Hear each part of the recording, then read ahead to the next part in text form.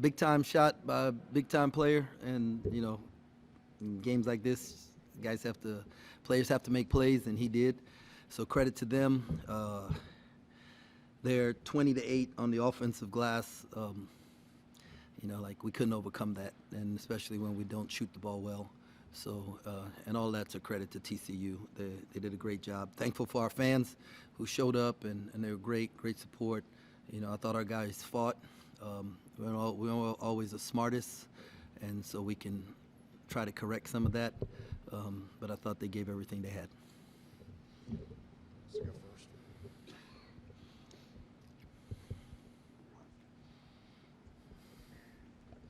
first. Jerome, seemed like there were 2 times when you could have maybe put the game out of their reach for them, up 10 in the first half, up 8 in the second half. Both times they came right back at you. What do you think happened in those stretches? Well, I don't know if you watched any of the other games, but in every game, pretty much every game they've played, they've either been up big and the other team's come back, or the other team's been up big and they've come back. They're just a team of runs. They play in spurts, and so we knew that that was going to happen. But we also knew that when we couldn't extend it, that they would make a comeback, and when they extended, that they would give us the opportunity to come back. So, they've been like that all year long. So why couldn't we extend the lead? I think, they got a really veteran group over there. I think before the season started, that team had scored over 8,000 points together in their college careers, and they're the 3rd oldest team in college basketball, so they don't get rattled. And whereas when the crowd's going crazy, and for some teams it can affect them, they have the ability to come out and end runs and make plays, and so there's more credit for them than our shortcoming. I also want to ask, you seem pretty fired up after some of David's hustle plays out there. What did you like in that department? Matt, we showed some stuff on film where we thought we could get in the passing lane and really disrupt what they were doing, be more assertive. I didn't feel like we have been aggressive enough defensively, and when you have a high turnover percentage, the only thing to really combat that is to create a high turnover percentage, and that's really what I wanted to see today. And I thought David in particular did a great job of getting in the passing lane, getting deflections. I want to see us do more of that going forward. Tyler had 24 points, but was 0 for something from the 3-point line. To kind of have that perseverance to kind of keep going at the bucket. What did you like about how he played? Man, TP's a fighter, and I was real proud of him because of how they were guarding him. It was hard for him to get off shots, but it didn't stop him from putting his head down and getting to the lane and taking, the contact, and he finished a couple and ones, and so really proud of him, for that. As a team, we didn't shoot it well. It wasn't just him. As a team, we didn't shoot it well from 3. And when you don't shoot it well from 3, you can't allow other teams to get second chance points. Mental toughness-wise, Cam kind of struggled throughout the entire game, then had to hit those 2 huge free throws to have the chance at maybe extending the game. He hits those. Just thoughts on him being able to do that. He's Louisiana tough. Kids from Louisiana, man, something about him. And I call them Louisianimals. And he had missed 2 prior to that, and I had all the confidence in the world he was going to make them.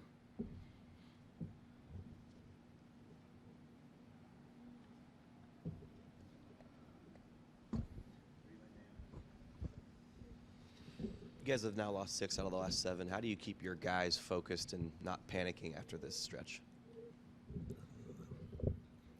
The same way we'd do it if we had won 6 of the last 7. We're going to take this game, we're going to put it in a box, and we're going to move on out. I'm not going to tell you that, it doesn't hurt, right? It hurts. But you got to put it in the box, and we have to move on to the next one because we got a Texas Longhorn team that's playing at home, that's in some of the same situations that we're in. And I remember we were at Baylor one year, and I think we started 2-0, and no, we lost 8 of our first 10 games, so we were 2-8, and then was able to get healthy and like keep guys moving forward, and we never stopped, and won 7 of our last 8 games, won 3 games in the conference tournament, got to the NCAA tournament, went to the Sweet 16, and so there's nobody in that locker room that's quitting. There's nobody in the locker room that's panicking. This is a Big 12 game that comes down to one possession, and we can figure out how to correct 1 or 2 possessions and flip this thing. And I was asking Tom, I think this is, since I've been here, this is my first one being on the wrong side of one of those, right? And it's gonna happen. It's gonna happen over time. So, but was really proud of the way our guys fought and how we executed to put ourselves in a tied situation, with them with the ball, and then defensively at the end, exactly what we wanted, right? Other than the shot going in, we took them out of their ball screen action. It was because we went zone, and he shot a step back 3 from 25 contested. That's for most people, it's a 19% shot. That was just the 19% that went in. So, Is everything good with Jerome?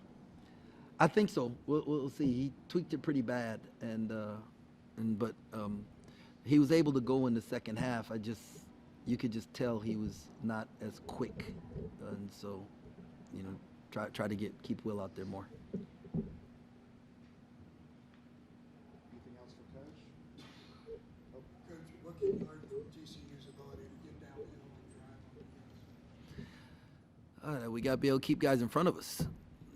Michael Peavy was unbelievable, right? He was unbelievable, and scouting report was he was drive right, and when he made a couple threes, I think he's a 29% three-point shooter. We tagged way too low, and any Division I player can make pop-a-shot threes, and he did. He made 2 out of 3, and I think that kind of got us a little giddy, and so allowed him to drive. But it wasn't the downhill. The downhill drive created rotations, which gave up offensive rebounds on the backside.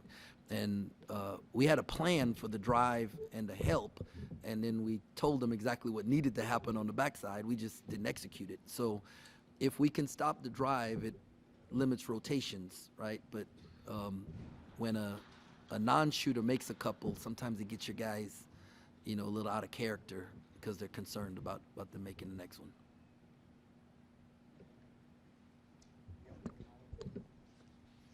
Man, I shouldn't have answered that question, then I wouldn't have had another one.